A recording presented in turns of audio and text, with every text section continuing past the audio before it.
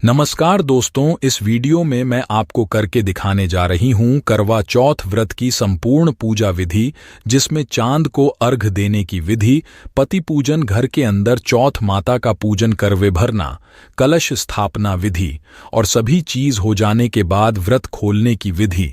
यानी इस वीडियो को देखने के बाद करवा चौथ व्रत की पूजा से संबंधित आपको सारी जानकारियां मिल जाएंगी। राधे हरे कृष्णा। मैं हूं आपके साथ मनोज तिवारी और स्वागत करता हूं वीडियो में आप सभी को करवा चौथ। आज मैं आपको करवा चौथ की पूरी पूजा विधि सात्विक तरीके से करके दिखाने जा रही हूं। जब भी आप पूजा करने जा रहे हो तो अपने आप को पवित्र करना आचमन करने से क्या होता है।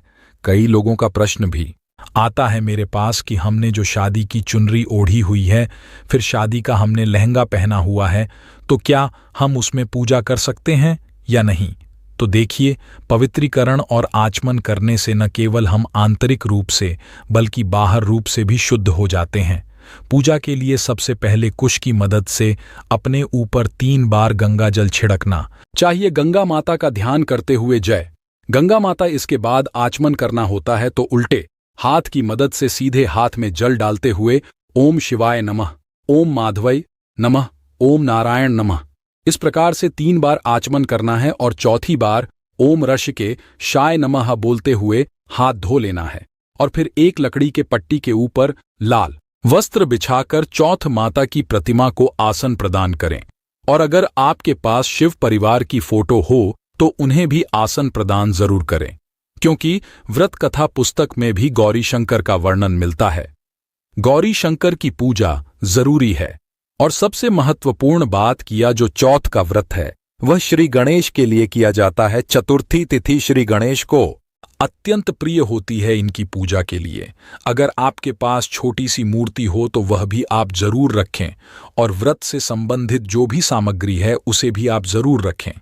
हम जो है यहाँ पर करवा रखेंगे तो उसके लिए सबसे पहले हम करने को जल से शुद्ध कर लेंगे और इसमें 13 बिंदियां लगा लेंगे। इस तरह से जो है आप 13 बिंदियां जरूर लगा लें।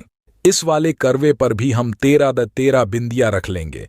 कुमकुम लगा हुआ है तो हम कलश में जो है स्वास्तिक भी बना लेंगे। कलश के गले में मौली धागा जरूर बांध लीजिएगा। इसके बाद अब हम यहाँ पर गेहूं की दरिया लगाऊंगी करवे रखने के लिए। हम करवा यहाँ रखेंगे, वैसे हम दोनों करवा एक साथ यहाँ रखेंगे। अलग अलग इसलिए रख रही हूं क्योंकि चौथ माता की पूजा करनी है तो यहाँ पूजा सामग्री रखनी होगी, इसलिए तो एक करवे में हम जल भरते हैं, हम जल भर देंगे, और दूसरे करवे में हम सूखे मेवे भरते हैं, तो मैं सूखे मेवे भर दूंगी। तो जो है पूरे करवे में मिठाइयाँ वगैरह जो भी भरना चाहते हैं वह पूरा फुल कर दें। इसके अलावा फल वगैरह भी रखे जा सकते हैं। करवे में पूरा करवा भरा हो ना चाहिए। साथ ही करवे के ऊपर में चावल रख रही हूं। कई लोग करवे के ऊपर गुलगुले रखते हैं, तो जैसा आपके क्षेत्र में होता हो आप ऐसा कर सकते हैं। फिर हम इन करवों पर 4 सिक्के लगा देंगे। तो इस तरह से मैंने सिक्के में लगा दिए हैं। पानी वाले करवे पर भी हम 4 सिक्के लगा देंगे ताकि हम उनका चौथ माता को जो भी सामग्री अर्पित करें वह अच्छी तरह से रख पाए। और अब हम यहाँ पर बीच में कलश स्थापना करेंगे। इसके लिए हम चावल से अष्टदल कमल बना लेंगे। आप चाहे तो अगर आपका लकड़ी का पाटा छोटा है तो धरती में थोड़ा सा गाय के गोबर से लीप कर या फिर गंगा जल से पवित्र करके आप धरती में भी अष्टदल कमल बनाकर कलश की स्थापना कर सकते हैं। इस तरह से उंगलियों की मदद से थोड़ा सा 8 पंखुड़ियां वाला अष्टदल कमल का निर्माण कर सकते हैं। फिर कलश रखें, कलश के गले में मौली धागा जरूर बांध लें और फिर उसके अंदर जल डाल लें। उसके बाद कलश के अंदर चावल, फूल, हल्दी, सुपारी और दक्षिणा डालनी चाहिए। तो यह आप कलश के अंदर डालें और फिर आम के पत्ते लगाने के बाद आखत के रूप में पूर्ण पात्र में जो है सप्त धन्यों में से कोई धान्य रखा जाता है। आप चाहे तो चावल या फिर गेहूं भी रख सकते हैं।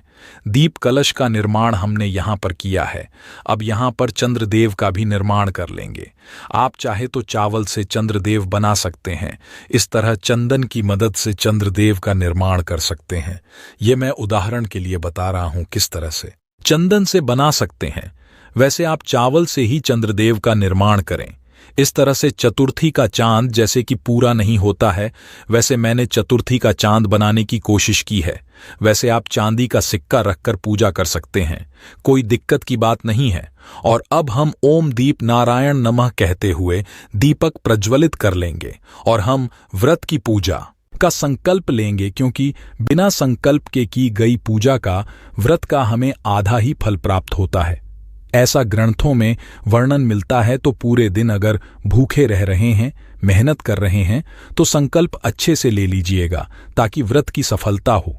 ठीक है, तो उसके लिए थी हाथ में चावल फुल कुश रख लीजिएगा थोड़ा सा और जल डाल दीजिएगा कि बात संकल्प में तिथि वार गोत्र नक्षत्र बहुत सी चीज बोलनी होती है। अगर आप सभी को नक्षत्र का ज्ञान नहीं है तो मैं संक्षिप्त विधि यानी कि सरल हिंदी भाषा में एक विस्तृत वीडियो बनाया हुआ, तो उसको आप देख लीजिएगा, वहीं से आप सीख सकते हैं, क्योंकि मैं संक्षिप्त विधि संकल्प की बता पाऊंगी, वीडियो लंबा हो जाता है। फिर संकल्प में आपको बोलना है, मैं अपना नाम गोत्र बोल करके अपने पति की लंबी आयु के लिए करवा चौथ व्रत, जिसमें गौरी गणेश भगवान भोलेनाथ कलश स्थापना चौथ माता और चंद्रदेव के पूजन करने का संकल्प लेती हूं। ऐसा बोल करके आपको जो है खड़े हाथों से संकल्प रखना है, क्योंकि यह खास विधि है संकल्प का। इसके बाद अब हम सभी देवी देवताओं को बुलाएंगे, यानी उनके वहां करेंगे। देखिए, यह गलती बहुत ज्यादा लोग करते हैं कि भगवान को बुलाते ही नहीं है। पूजा के पहले तो पूजा का फल कैसे मिलेगा? भगवान का आवाहन बड़ा ही जरूरी है, तो आपको अलग अलग आवाहन करना है। हे गौरी गणेश, हे मां लक्ष्मी, आपको बोलना है महादेव। कलश के सभी देवी देवताओं के चौथ माता, हे चंद्रदेव। करवा चौथ व्रत की पूजन हेतु मैं आप सभी का आवाहन करती हूं। कृपया करके यहां पर विराजमान होइए और हमारी पूजा विधि स्वीकार करें।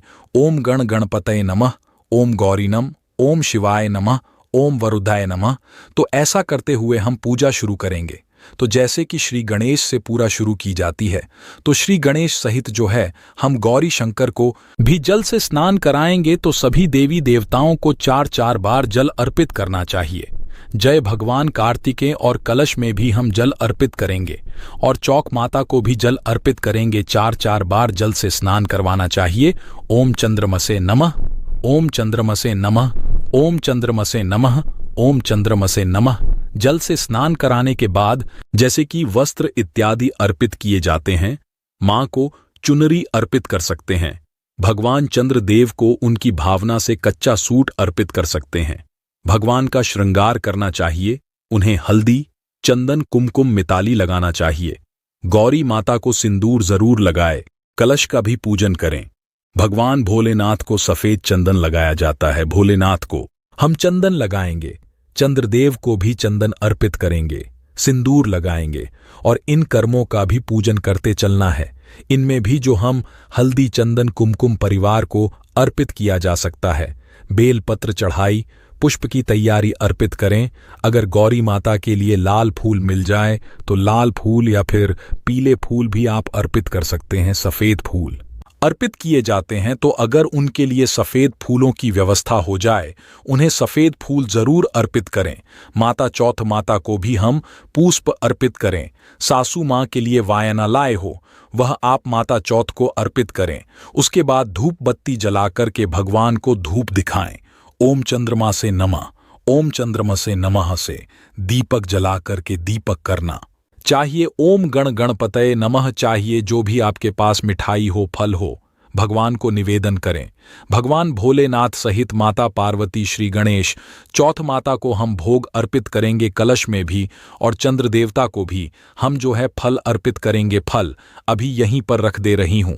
और भोग लगाने के बाद भोग में कुछ की मदद से 3 बार जल जरूर छिड़क दीजिएगा और भगवान से प्रार्थना कीजिएगा कि वह भोग स्वीकार करें। इसके बाद पान के ऊपर हल्दी सुपारी लौंग इलायची रखकर के भगवान को अर्पित करना चाहिए।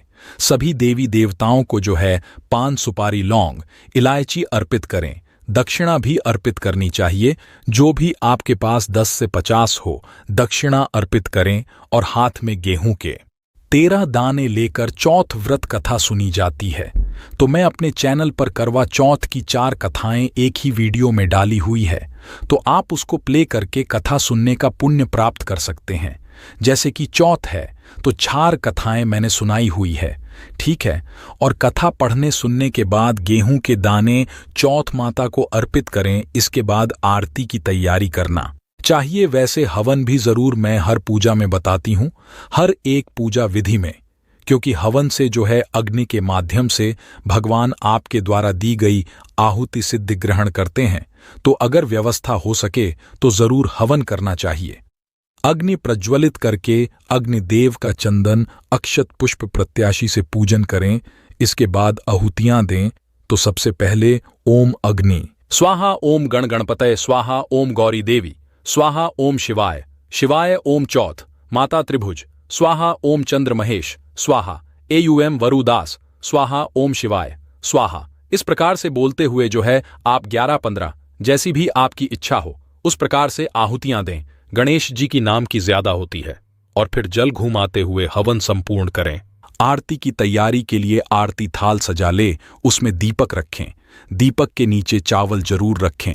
दीपक कभी जल घुमाते हुए अक्षर चंदन पुष्प विधिवत रूप से पूजा करनी चाहिए। फिर विद्वत रूप से ही श्री गणेश की आरती कहनी चाहिए। श्री गणेश की आरती गाय अपने स्थान पर गोल गोल घूमते हुए प्रतीक्षा करें। भगवान से क्षमा याचना करना बिल्कुल मत भूलिएगा, क्योंकि जो भी दिन भर में गलतियां हो जाती है, क्षमा याचना करने से सारी भूल भगवान क्षमा कर देते हैं और आपका व्रत सफल होता है। क्षमा याचना करने के बाद अपनी मनोकामना कहें। इसके बाद जो है आपको सुहाग लेना चाहिए गौरी माता से, चौथ माता से।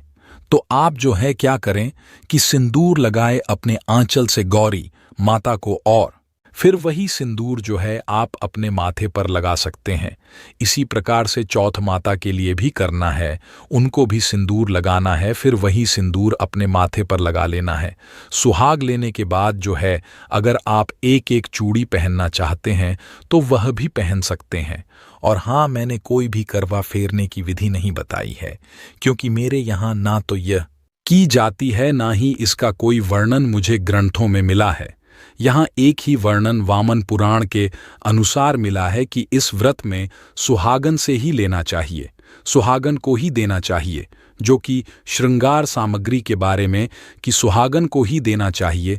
दान देना है तो और अगर लेना पड़े तो सुहागन से ही लेना चाहिए। तो यहाँ पर आगे की पूजा विधि में हाथों में फूल लेकर के भगवान को पुष्पांजलि अर्पित कर देना चाहिए। और जैसे कि पूजा विधि पूरी हो जाती है तो जी आसन पर बैठकर पूजा कर रही थी, उसको थोड़ा सा पीछे खिसका कर उसके नीचे थोड़ा सा जल डालिएगा और वही आसन के नीचे डाला हुआ जल माथे पर लगा लीजिएगा।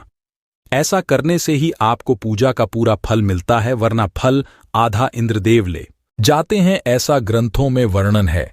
क्योंकि जब भी हम अलग से भगवान को बुलाते हैं पूजा के लिए तो उन्हें अकेला नहीं छोड़ा जाता है। तो रात भर अगर देख रेख नहीं कर पा रहे हैं तो विदा करने के लिए हाथों में फूल लेकर के प्रार्थना कीजिएगा। है कलश के देवी देवताओं, कृपया करके इस स्वरूप से अपने धाम को बढ़ा रही है, लेकिन अपना आशीर्वाद हमेशा बनाए रखेगा। ऐसा कहते हुए क्रश के आसान को पीछे खींचका देना है। शिव परिवार और चौथ माता की फोटो को आप मंदिर में रख सकते हैं। रोज की पूजा के लिए चंद्र देवता को अर्घ प्रदान किए जाने वाले जिस करवे में हमने जल भर के रखा था उसमें थोड़ा सा दूध डालें, सुगंधित द्रव्य यानी कि चंदन वगैरह डालें, और फिर ओम चंद्रमा से नमः या फिर ओम चंद्राय नमः बोलते हैं। एक बड़े बर्तन में चंद्र देवता को अर्घ प्रदान करना है। इसके बाद उन्हें अक्षत के साथ जो है पुष्प की तैयारी अर्पित करने के बाद आपने भी अर्पित करें। धूपबत्ती जलाएं और एक दीप जला करके चंद्र देवता को दीप दिखाएं। दीप दिखाने के बाद वही दीप आप चलनी में रखेंगे और दीप रखी हुई छलनी से चंद्र देवता के दर्शन करेंगे। पतिदेव के दर्शन करना है। पतिदेव के दर्शन करने के बाद दीपक आप रख दीजिएगा। ऐसे चंद्रपुर नरपति पूजन का एक विस्तार वीडियो बनाऊंगी, तो देख लीजिएगा कृपया करके, क्योंकि यहाँ पर बहुत संक्षिप्त विधि बता रही हूँ। क्योंकि करवा कैसे पकड़ता है पति को, तिलक किस उंगली से लगाया जाता है, बहुत ही जानकारी अलग वीडियो मैं दूंगी। यहाँ वीडियो बड़ा हो जाता है तो पति पूजन के लिए थोड़ा सा फूल से उनके ऊपर जल का छींटा दे सकते हैं। अक्षर चंदन मिलाकर के तिलक कीजिएगा और फिर उन्हें थोड़ा सा मिठाई खिलाएगा, पानी पिलाएगा। फिर वह आपको मिठाइयाँ खिलाएंगे, पानी पिलाएंगे। अपना व्रत खोलने के बाद पति के चरण स्पर्श जरूर कीजिएगा। इस दिन आशीर्वाद जरूर लीजिएगा उनका।